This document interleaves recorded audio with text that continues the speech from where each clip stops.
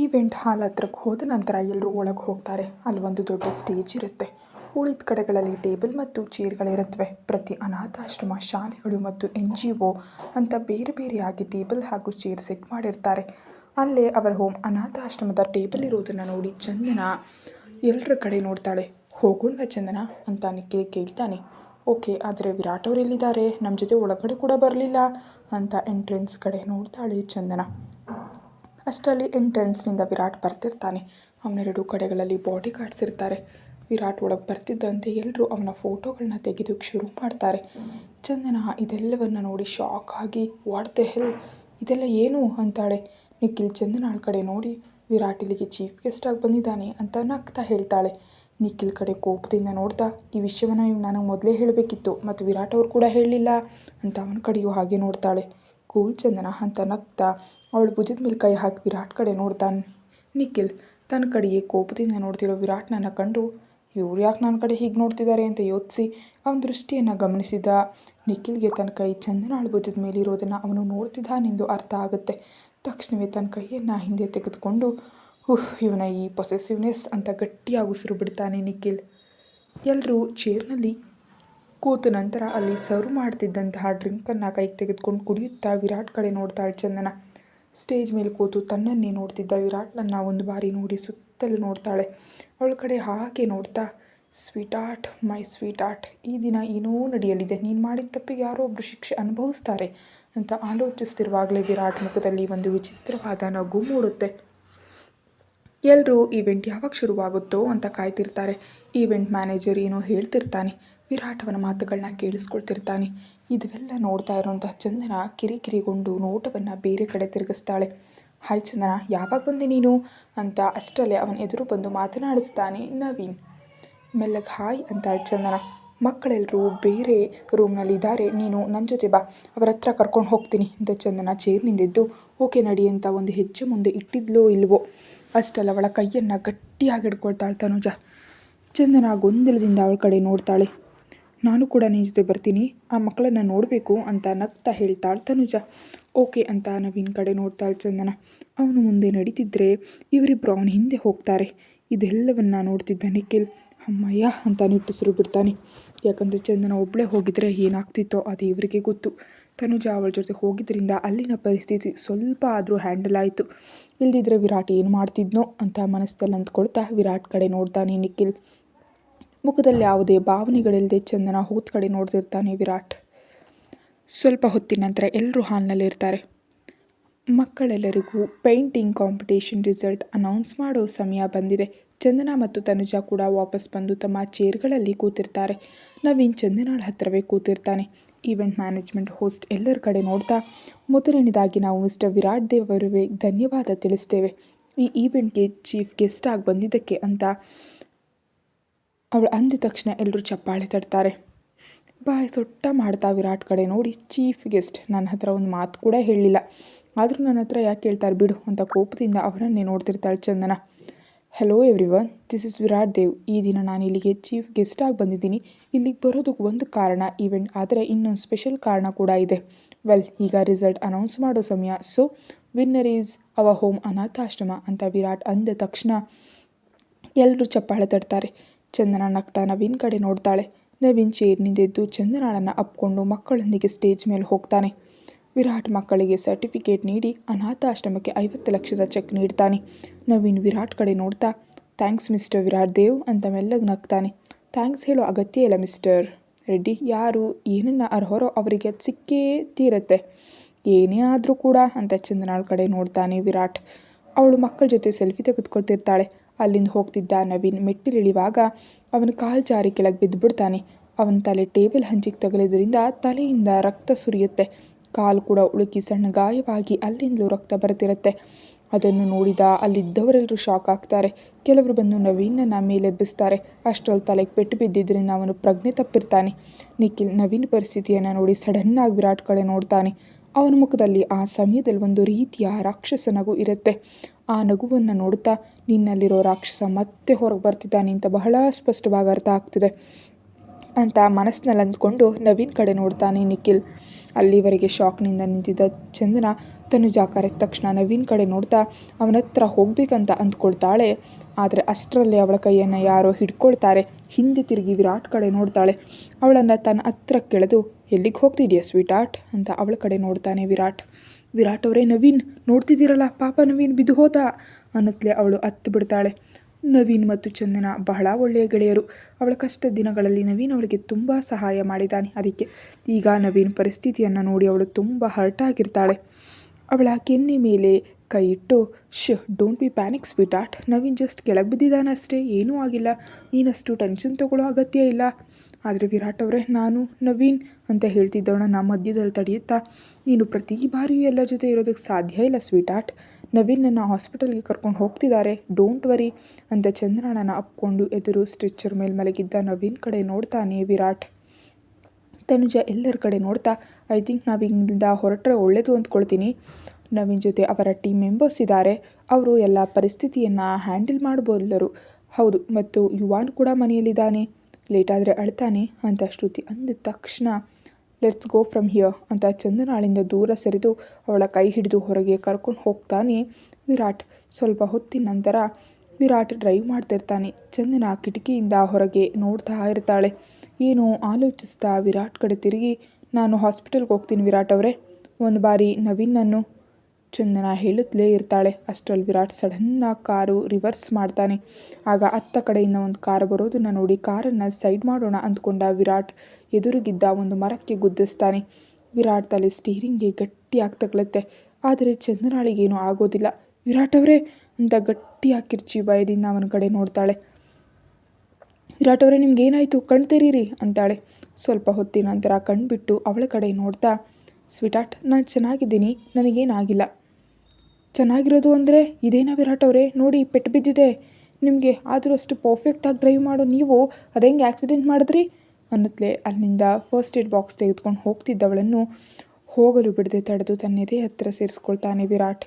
ಅವನನ್ನು ಅಪ್ಕೊಂಡು ಅಳ್ತಾಳೆ ಚಂದನ. Sweet art, ನನಗೇನೂ ಆಗಿಲ್ಲ ಅಲ್ವಾ, ನೀನು ಹೀಗೆ ಪ್ರತಿ ಸಣ್ಣ ವಿಷಯಕ್ಕೂ ಹತ್ರ ನನಗಿಷ್ಟ ಆಗಲ್ಲ. ಸಣ್ಣ ವಿಷಯ ಅಲ್ಲ ವಿರಾಟ್ ಅವರೇ, ತುಂಬ ದೊಡ್ಡ ಪೆಟ್ಟು ಬಿದ್ದಿದೆ ನಿಮಗೆ ಅಂತ ಬ್ಯಾಂಡೇಜ್ ಮೇಲೆ ಟಚ್ ಮಾಡ್ತಾಳೆ. ಓಕೆ ಸ್ವೀಟ್ ಆರ್ಟ್, ಆದರೆ ನೀನು ಅಳೋಷ್ಟು ದೊಡ್ಡ ಗಾಯ ಏನಾಗಿಲ್ಲ ಅಂತ ಅವಳ ಕಣ್ಣೀರನ್ನು ಒರೆಸ್ತಾನೆ. ಆದರೆ ವಿರಾಟ್ ಅವರೇ, no more but sweetheart ಅಂತ ಅವಳನ್ನು ಸಮಾಧಾನ ಪಡಿಸ್ತಾನೆ. ಅವಳ ತಲೆಯಿಂದ ರಕ್ತ ಬರ್ತಿರೋದನ್ನು ನೋಡಿ, ಅಸಲಿಗೆ ನೀವು ಹೇಗೆ ಡ್ರೈವ್ ಮಾಡ್ತಿದ್ದೀರಿ ನೋಡಿ, ರಕ್ತ ಬರ್ತಿದೆ, ನೀವು ಪಕ್ಕಕ್ಕೆ ಸರೀರಿ, ನಾನು ಡ್ರೈವ್ ಮಾಡ್ತೀನಿ ಅಂತ ಕಾರ್ನಿಂದ ಹೊರಗೆ ಬಂದು ಡ್ರೈವಿಂಗ್ ಸೀಟ್ನಲ್ಲಿ ಕೂತ್ಕೊಳ್ತಾಳೆ ಚಂದನ.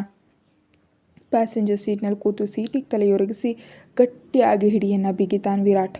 ಕಾರ್ ಸ್ಟಾರ್ಟ್ ಮಾಡ್ತಾ, ನಿಮಗೆ ಟ್ರೀಟ್ಮೆಂಟ್ ಅಗತ್ಯ ಇದೆ ವಿರಾಟ್ ಅವರೇ, ಇಂದು ಅಸಲಿಗೆ ಹೀಗೆ ಆಗ್ತಿದೆಯೋ ನನಗೇನು ಅರ್ಥ ಆಗ್ತಿಲ್ಲ ಅಂತ ವೇಗವಾಗಿ ಡ್ರೈವ್ ಮಾಡ್ತಾಳೆ. ಡೈರೆಕ್ಟಾಗಿ ಮನೆಗೆ ಕರ್ಕೊಂಡು ಹೋಗು ಸ್ವೀಟ್ ಆರ್ಟ್, ನಾನು ಯಾವುದೇ ಹಾಸ್ಪಿಟಲ್ ಅಥವಾ ಕ್ಲಿನಿಕ್ಗೆ ಹೋಗಲ್ಲ. ವಿರಾಟ್ಗೆ ಹಾಸ್ಪಿಟಲ್ ಆಗಿ ಬರಲ್ಲ ಅಂತ ಅವಳಿಗೆ ತಿಳಿದಿರೋದ್ರಿಂದ ಮತ್ತು ಈ ಸಮಯದಲ್ಲಿ ಅವನ ಜೊತೆ ಯಾವುದೇ ವಾದ ಮಾಡಬಾರ್ದು ಅಂತ ನಿರ್ಧರಿಸಿ ಏನೂ ಮಾತಾಡದೆ ವಿಲ್ಲಾ ಕಡೆ ಕಾರ್ ಡ್ರೈವ್ ಮಾಡ್ತಾಳೆ ಚಂದನ. ಸೈಡ್ನಿಂದ ಅವಳ ಕಡೆ ನೋಡ್ತಾ, ನಿನ್ನ ಪೂರ್ಣ ಗಮನ ನನ್ನ ಮೇಲೇ ಇರಬೇಕು ಸ್ವೀಟ್ ಆರ್ಟ್, ಅದಕ್ಕಾಗಿ ನನ್ನನ್ನು ನಾನು ರಿಸ್ಕ್ನಲ್ಲಿ ಇಟ್ಕೊಂಡ್ರೂ ನನಗೇನೂ ಪರವಾಗಿಲ್ಲ. ವೆಲ್ ಸ್ವೀಟ್ ಆರ್ಟ್, ನಿನ್ನ ಬಾಯಿಂದ ಆ ನವೀನ್ ಹೆಸರು ಕೂಡ ಬರದಂತೆ ಮಾಡ್ತೀನಿ ಅಂತ ಆಲೋಚಿಸ್ತಿರುವಾಗಲೇ ಅವನ ಮುಖದ ಮೇಲೆ ಒಂದು ರಾಕ್ಷಸ ನಗು ಮೂಡುತ್ತೆ. ಮನೆಯಲ್ಲಿ ತನ್ನ ಬೆಡ್ರೂಮ್ನಲ್ಲಿ ಬೆಡ್ ಮೇಲೆ ವಿರಾಟ್ ಕೂತಿರ್ತಾನೆ. ಅವನೆದುರು ನಿಂತು ತಲೆಗೆ ಬಿದ್ದ ಗಾಯಕ್ಕೆ ಬ್ಯಾಂಡೇಜ್ ಹಾಕ್ತಿರ್ತಾಳೆ ಚಂದನ. ವಿರಾಟ್ ಹಾಗೆ ಅವಳ ಕಡೆ ನೋಡ್ತಿರ್ತಾನೆ. ಅವಳ ಮುಖದಲ್ಲಿ ಮಾತ್ರ ಯಾವುದೇ ರೀತಿಯ ಭಾವನೆಗಳು ಇರೋದಿಲ್ಲ. ಕೋಪದಿಂದ ಅವನ ಕಡೆ ನೋಡ್ತಾ, ಈ ಬಾರಿ ಹೀಗಾಯಿತು, ಮುಂದಿನ ಬಾರಿ ಹೀಗೆ ನಿಜಕ್ಕೂ ಆಗಬಾರ್ದು ವಿರಾಟ್ ಅವರೇ, ನೀವು ಕಾರನ್ನು ಬಹಳ ಕೇರ್ಫುಲ್ಲಾಗಿ ಡ್ರೈವ್ ಮಾಡಬೇಕು, ಇಲ್ಲದಿದ್ದರೆ ನಿಜಕ್ಕೂ ನೀವು ಡ್ರೈವಿಂಗ್ ಮಾಡಲೇಬೇಡಿ. ಇಂದಿನಿಂದ ನಿಮ್ಮ ಜೊತೆ ಒಬ್ಬ ಡ್ರೈವರ್ ಇರ್ತಾನೆ, ಇದೇ ನನ್ನ ಆರ್ಡರ್. ನೀವು ಹೀಗೆ ಮನಸ್ಸು ಎಲ್ಲೋ ಇಟ್ಟು ಡ್ರೈವ್ ಮಾಡಿದ್ರೆ ಇನ್ನು ಸಣ್ಣ ಗಾಯದೊಂದಿಗೆ ಮುಗೀತು, ನಿಮಗೇನಾದರೂ ಆದರೆ ಅಂತ ಹೇಳ್ತಿದ್ದ ಚಂದನಾಳ ಬಾಯಿಯನ್ನು ತನ್ನ ಕೈಗಳಿಂದ ಮುಚ್ತಾನೆ ವಿರಾಟ್. ಅವಳನ್ನು ಕೂರಿಸಿ ಅವಳ ಕಡೆ ನೋಡ್ತಾನೆ. ವಾಟ್ ವಿರಾಟ್ ಅವರೇ, ನೀವು ಯಾಕೆ ಹೀಗೆ ನೋಡ್ತಿದ್ದೀರಿ? ಸ್ವೀಟ್ ಆರ್ಟ್, ನನಗೆ ಸ್ವಲ್ಪ ಕೆಲಸ ಇದೆ, ನಾನು ಹೋಗ್ತಿದ್ದೀನಿ, ನೀನು ಮನೆಯಲ್ಲೇ ರೆಸ್ಟ್ ತಗೋ ಅಂತ ಅವಳ ಹಣೆ ಮೇಲೆ ಮುತ್ತಿಟ್ಟು ಬೆಡ್ ಇಳಿತಾನೆ ವಿರಾಟ್. ಸ್ವೀಟ್ ಆರ್ಟ್, ನನಗೆ ಸ್ವಲ್ಪ ಕೆಲಸ ಇದೆ, ನಾನು ಹೋಗ್ತಿದ್ದೀನಿ ಅಂತ ವಿರಾಟ್ ಅಂದ ತಕ್ಷಣವೇ ಬೆಡ್ ಇಳಿದು ಅವನ ಕಡೆ ಕೋಪದಿಂದ ನೋಡ್ತಾ, ನೀವು ಎಲ್ಲಿಗೂ ಹೋಗೋದಕ್ಕೆ ಸಾಧ್ಯ ಇಲ್ಲ ವಿರಾಟ್ ಅವರೇ ಅಂತ ಅವನ ಕೈಯನ್ನು ಗಟ್ಟಿಯಾಗಿ ಹಿಡ್ಕೊಳ್ತಾಳೆ ಚಂದನ. ಸ್ವೀಟ್ ಆರ್ಟ್ ಸ್ವಲ್ಪ ಇಂಪಾರ್ಟೆಂಟ್ ವರ್ಕ್ ಇದೆ, ನಾನು ಜಸ್ಟ್ 2 ಗಂಟೆಯಲ್ಲಿ ಬರ್ತೀನಿ ಅಂತ ವಾಚ್ನ ಸಮಯ ನೋಡ್ತಾನೆ. 2 ಅವರ್ಸ್, ನೀವು 2 ಮಿನಿಟ್ಸ್ ಕೂಡ ಹೊರಗೆ ಹೋಗಬಾರ್ದು ಅಂತ ಅವನನ್ನು ಬೆಡ್ ಮೇಲೆ ಕೂರಿಸ್ತಾಳೆ. ನಾನು ಮನೆಯಲ್ಲಿ ಇರ್ತೀನಿ ಬೇಬಿ, ಆದರೆ ನೀನು ಕೂಡ ನನ್ನ ಜೊತೆ ಇರಬೇಕು. ನೀವೆಲ್ಲಿಗೂ ಹೋಗದೆ ಇಲ್ಲೇ ಇರಿ, ನಾನು ನಿಮ್ಮ ಜೊತೆ ಇರ್ತೀನಿ ಅಂತ ಅವನ ಕೈಯಿಂದ ಫೋನ್ ಕಿತ್ಕೊಂಡು ಸೈಲೆಂಟ್ ಮಾಡಿ ಸ್ಟ್ಯಾಂಡ್ ಮೇಲೆ ಇಡ್ತಾಳೆ. ಆ ತಕ್ಷಣವೇ ವಿರಾಟ್ ಅವಳ ಸೊಂಟ ಹಿಡಿದು ಹತ್ರ ಕೇಳಿತಾನೆ. ವಿರಾಟ್ ಅವರೇ, ಏನು ಮಾಡ್ತಿದ್ದೀರಿ ನೀವು? ಅವಳ ಹೊಟ್ಟೆಯ ಮೇಲೆ ತನ್ನ ತುಟಿಗಳಿಂದ ಉಜ್ಜಿಸ್ತಾ, ಹೇಳಿದ್ನಲ್ಲ ಸ್ವೀಟ್ ಆರ್ಟ್ ನೀನು ನನ್ನ ಜೊತೆ ಇರಬೇಕಂತ, ಆದರೆ ವಿರಾಟ್ ಅವ್ರೆ ನಿಮ್ಗೆ ತಲೆಗೆ ಪೆಟ್ಟು ಬಿದ್ದಿದೆ. ಅವಳ ಕಡೆ ನೋಡ್ತಾ ಕೆನ್ನೆ ಮೇಲೆ ಮುತ್ತಿಟ್ಟು, ಈ ಸಣ್ಣ ಗಾಯ ನನ್ನನ್ನು ನಿನ್ನಿಂದ ದೂರ ಮಾಡೋದಕ್ಕೆ ಸಾಧ್ಯ ಇಲ್ಲ ಸ್ವೀಟ್ ಆರ್ಟ್ ಅಂತ ಅವಳನ್ನು ಹಾಗೆ ಎತ್ಕೊಂಡು ಬೆಡ್ ಮೇಲೆ ಮಲಗಿಸಿ ಅವಳ ಮೇಲೆ ಸೇರಿಕೊಳ್ತಾನೆ ವಿರಾಟ್. ವಿರಾಟ್ ಅವರೇ ಪ್ಲೀಸ್ ಅಂತ ಹೇಳ್ತಿದ್ದ ಅವಳ ಬಾಯಿ ವಿರಾಟ್ ಕೊಟ್ಟು ಮುತ್ತಿಗೆ ಮೌನವಾಗಿ ಹೋಗುತ್ತೆ. 10 ನಿಮಿಷಗಳ ನಂತರ ಅವಳ ಕಡೆ ನೋಡ್ತಾನೆ ವಿರಾಟ್. ಅವನ ಕಡೆ ನೋಡಲಾಗದೆ ನಾಚಿಕೆಯಿಂದ ಮುಖ ಪಕ್ಕಕ್ಕೆ ತಿರುಗಿಸ್ತಾಳೆ. ಅಷ್ಟರಲ್ಲಿ ಅವಳ ಕೆನ್ನೆಗಳು ಚೆರ್ರಿ ಹಣ್ಣಿನಂತೆ ಕೆಂಪಗಾಗಿರುತ್ತೆ. ಇನ್ನು ನಾಚಿಕೆನ ನನ್ನ ಸ್ವೀಟ್ ಆರ್ಟ್ಗೆ, ಏನೋ ವಿರಾಟ್ ಅವರೇ ನಾನಿಷ್ಟೇ, ಇದು ಮಾತ್ರ ಬದಲಾಗಲ್ಲ ಅಂತ ಮೆಲ್ಲಗೆ ಹೇಳ್ತಾಳೆ ಚಂದನ. ನನಗೂ ನೀನು ಹೀಗಿದ್ರೆ ಇಷ್ಟ ಸ್ವೀಟ್ ಆರ್ಟ್ ಅಂತ ಅವಳನ್ನ ಅಪ್ಕೊಳ್ತಾನೆ ವಿರಾಟ್. 3 ಗಂಟೆಗಳ ನಂತರ ಅವನು ಎಲ್ಲಿಗಾದರೂ ಹೋಗ್ಬಿಡ್ತಾನೋ ಅಂತ ಅವನ ಸುತ್ತ ಕೈ ಹಾಕಿ ಅವನ ಮೇಲೆ ಮಲಗಿರ್ತಾಳೆ ಚಂದನ. ಅವಳ ಕೂದಲನ್ನು ಸವರ್ತಾ ಏನೋ ಆಲೋಚಿಸ್ತಿರ್ತಾನೆ. ಆ ನಂತರ ತಲೆ ತಗ್ಗಿಸಿ ಮಂಪರಿನಲ್ಲಿ ಮಲಗಿದ್ದ ಚಂದನಾಳ ಕಡೆ ನೋಡ್ತಾ, ನನ್ನ ಚಂದನಾಳ ಅಣುವಿನಲ್ಲೂ ಪ್ರತಿಯೊಂದು ಆಲೋಚನೆಯಲ್ಲೂ ಕೇವಲ ನನಗೆ ಮಾತ್ರ ಹಕ್ಕಿದೆ ಮತ್ತು ನಿನ್ನ ಮನಸ್ಸನ್ನು ಬೇರೆಡೆಗೆ ಸೆಳೆಯೋದು ತುಂಬ ಸುಲಭ ಸ್ವೀಟ್ ಆರ್ಟ್, ವೆರಿ ಈಸಿ ಅಂತ ಅವನ ಮುಖದ ಮೇಲೆ ಒಂದು ರಾಕ್ಷಸ ನಗು ಮೂಡುತ್ತೆ. ಚಂದನ ಗಾಢ ನಿದ್ದೆಯಲ್ಲಿರ್ತಾಳೆ. ಅವಳನ್ನು ಜಾಗರೂಕತೆಯಿಂದ ಬೆಡ್ ಮೇಲೆ ಮಲಗಿಸಿ ಬ್ಲ್ಯಾಂಕೆಟ್ ತೆಗೆದು ತಾನು ಅವಳ ಮೈ ಮೇಲೆ ಹಾಕಿದ ಗುರುತುಗಳನ್ನು ಸ್ವಲ್ಪ ಹೊತ್ತು ನೋಡಿದ ಮೇಲೆ ಕೆಳಗೆ ಬಿದ್ದಿದ್ದ ಅವನ ಶರ್ಟ್ ತೆಗೆದು ಅವಳಿಗೆ ಹಾಕಿದ ಮೇಲೆ ಶರ್ಟ್ ಬಟನ್ ಹಾಕ್ತಾ, ಸಾರಿ ಸ್ವೀಟ್ ಆರ್ಟ್, ಈ ದಿನ ನನ್ನಿಂದ ನಿನ್ನ ಕಣ್ಣಿನಿಂದ ಕಣ್ಣೀರು ಬಂತು, ಆದರೆ ಕಣ್ಣೀರಿನಿಂದ ನನಗೊಂದು ಅರ್ಥ ಆಯಿತು, ಅದೇನೆಂದರೆ ನನಗೆ ಸಣ್ಣ ಗಾಯ ಆದರೂ ನೀನು ನಿಜಕ್ಕೂ ತಡ್ಕೊಳ್ಳಾರೆ ಅಂತ ಅವಳ ತಲೆ ಕೆಳಗೆ ಪಿಲ್ಲೋ ಸೆಟ್ ಮಾಡ್ತಾನೆ. ಆನಂತರ ಅವಳ ಕೆನ್ನೆ ಮೇಲೆ ಕೈ ಇಟ್ಟು ಸವರುತ್ತಾ, ನೀನು ಗೊತ್ತಾ ಸ್ವೀಟ್ ಆರ್ಟ್, ನಿನ್ನ ಹತ್ರ ನನ್ನೊಳಗಿರೋ ಆ ರಾಕ್ಷಸನ ರೂಪವನ್ನು ಯಾವಾಗಲೂ ಮರೆಮಾಚಿ ಇಡಬೇಕಂತ ಅಂದ್ಕೊಳ್ತೀನಿ, ಆದರೆ ಆ ನವೀನ್ ಅಂತವನವರು ಆ ರಾಕ್ಷಸರನ್ನ ಹೊರಗೆ ತೆಗೆಯೋದಕ್ಕೆ ತುಂಬ ಟ್ರೈ ಮಾಡ್ತಿದ್ದಾರೆ, ನಾನೇನು ಮಾಡಲಿ ಅಂತ ಮುಗ್ಧವಾಗಿ ಮಲಗಿದ್ದ ಚಂದನಾಳ ಕಡೆ ನೋಡ್ತಾನೆ. ನನ್ನ ಸ್ವೀಟ್ ಆರ್ಟ್ ನನ್ನ ಯಾರಾದರೂ ನೋಡಿದ್ರು ಅಥವಾ ನನ್ನಿಂದ ದೂರ ಮಾಡೋದಕ್ಕೆ ಟ್ರೈ ಮಾಡಿದ್ರು ಅವ್ರ ಕತೆ ಏನಾಗುತ್ತೆ ಅಂತ ವಿರಾಟ್ ದೇವ್ಗೂ ತಿಳಿಯೋದು ಅಂತ ಗಂಭೀರ ಧ್ವನಿಯಲ್ಲಿ ಹೇಳ್ತಾ ರಾಕ್ಷಸನಂತೆ ನಗ್ತಾನೆ. ನಿದ್ದೆಯ ಮಂಪರಿನಲ್ಲಿ ಅವನ ಸುತ್ತ ಕೈ ಹಾಕಿ, ನೀವೆಲ್ಲಿಗೂ ಹೋಗಬೇಡಿ ವಿರಾಟ್ ಅವರೇ ಅಂತ ಮೆಲ್ಲಗೆ ಹೇಳ್ತಾಳೆ ಚಂದನ. ಅವಳ ತಲೆ ಮೇಲೆ ಕೈ ಇಟ್ಟು ಸವರುತ್ತಾ, ನಿನ್ನನ್ನು ಬಿಟ್ಟು ನಾನು ಎಲ್ಲಿಗೂ ಹೋಗಲ್ಲ ಸ್ವೀಟ್ ಆರ್ಟ್, ನಿನ್ನನ್ನು ಎಲ್ಲಿಗೂ ಹೋಗೋದಕ್ಕೂ ಬಿಡಲ್ಲ, ಯಾಕಂದರೆ ನೀನು ನನ್ನ ಚಂದನ, ಲವ್ ಆಫ್ ಮೈ ಲೈಫ್ ಅಂತ ಅವಳನ್ನು ಅಪ್ಕೊಂಡು ಕಣ್ಮುಚ್ಕೊಳ್ತಾನೆ ವಿರಾಟ್. ಮರುದಿನ ನವೀನ್ ಹಾಸ್ಪಿಟಲ್ ವಾರ್ಡ್ನಲ್ಲಿರ್ತಾನೆ ಮತ್ತು ಅವನೇನೋ ಆಲೋಚಿಸ್ತಿರ್ತಾನೆ. ಅಷ್ಟರಲ್ಲಿ ಬಾಗಿಲು ತೆರೆದು ಬಂದಂಥ ಶಬ್ದ ಕೇಳಿ ಎದುರು ನೋಡ್ತಾನೆ. ಅವನ ಎದುರು ಮಿಸ್ಟರ್ ವಿರಾಟ್ ಇರೋದನ್ನು ಕಂಡು, ಮಿಸ್ಟರ್ ವಿರಾಟ್ ದೇವ್ ನೀವಿಲ್ಲಿ ಅಂತ ಬೆಡ್ ರೆಸ್ಟ್ ತಲೆಯಾನಿಸಿ ಅವನ ಕಡೆ ನೋಡ್ತಾ ಕೇಳ್ತಾನೆ ನವೀನ್. ನಿನಗಾದ ಗಾಯ ಎಷ್ಟರ ಮಟ್ಟಿಗೆ ವಾಸಿಯಾಗಿದೆ ಅಂತ ನೋಡೋದಕ್ಕೆ ಬಂದೆ ಅನ್ನತ್ಲೆ ಅವನ ಹತ್ರ ಬಂದು ಸುತ್ತಲೂ ನೋಡ್ತಾನೆ ವಿರಾಟ್ ಕಡೆ ನೋಡ್ತಾ, ನಾನಂತೂ ಏನೋ ಆಲೋಚಿಸ್ತಿದ್ದೀನಿಯೋ ಅದು ನಿಜವಾ ಮಿಸ್ಟರ್ ವಿರಾಟ್ ದೇವ್, ನೀವೇ ನನ್ನನ್ನು ಅಂತ ಹೇಳ್ತಿದ್ದವನನ್ನು ಮಧ್ಯದಲ್ಲಿ ತಡೀತಾ, ನೀನು ಇಂಟೆಲಿಜೆಂಟ್ ನವೀನ್ ಅಂತ ಅವನ ಕಡೆ ನೋಡ್ತಾನೆ. ಆ ಸಮಯದಲ್ಲಿ ವಿರಾಟ್ ಮುಖದ ಮೇಲೆ ಒಂದು ಅಪಾಯಕಾರಿ ನಗು ಇರುತ್ತೆ. ಅವನ ಮಾತುಗಳನ್ನ ಕೇಳ್ತಿದ್ದ ನವೀನ್ಗೆ ಶಾಕ್ನಿಂದ ಕಣ್ಣುಗಳು ದೊಡ್ಡದಾಗಿ, mister Virat Dev, how could you do this? ನಾನು ನಿಜಕ್ಕೂ ಏನು ಮಾಡಿದೆ ಅಂತ ನೀವು ನನ್ನ ಜೊತೆ ಹೀಗೆ ಬಿಹೇವ್ ಮಾಡಿದ್ರಿ? ಏನು ಮಾಡಿದೀಯಾ? ನೀನು ನನ್ನ ಚಂದನಾಳನ್ನ ಮುಟ್ಟಿದೀಯಾ, ಅಪ್ಕೊಂಡಿದೀಯಾ? ನಿನ್ನನ್ನು ಕೊಲ್ಲಲು ಆ ಒಂದು ಕಾರಣ ಸಾಕು ನನಗೆ ಅಂತ ಗಟ್ಟಿಯಾಗಿ ತನ್ನ ಹಿಡಿಯನ್ನು ಬಿಗಿತಾನೆ. ಆ ನಂತರ ನವೀನ್ ಅವಳ ಭುಜದ ಮೇಲೆ ಕೈ ಹಾಕೋದು, ಅಪ್ಕೊಳ್ಳೋದು, ನಗ್ನಗ್ತಾ ಮಾತಾಡೋದು ಅವೆಲ್ಲವೂ ಮನಸ್ಸಿನಲ್ಲಿ ಫ್ಲ್ಯಾಶ್ ಆಗ್ತಿದ್ರೆ ಕೋಪದಿಂದ ನವೀನ್ ಕಡೆ ನೋಡ್ತಾನೆ.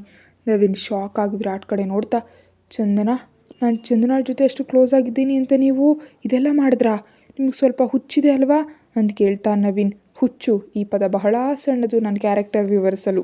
ಸೊ ಮಿಸ್ಟರ್ ರೆಡ್ಡಿ, ಈಗ ಮೇಯ್ನ್ ಪಾಯಿಂಟಿಗೆ ಬರೋಣ ಅಂತ ಜೇಬ್ನಿಂದ ತನ್ನ ಫೋನ್ ತೆಗಿತಾನೆ ವಿರಾಟ್. ಕತೆ ಮುಂದುವರಿಯುತ್ತೆ. Thank you.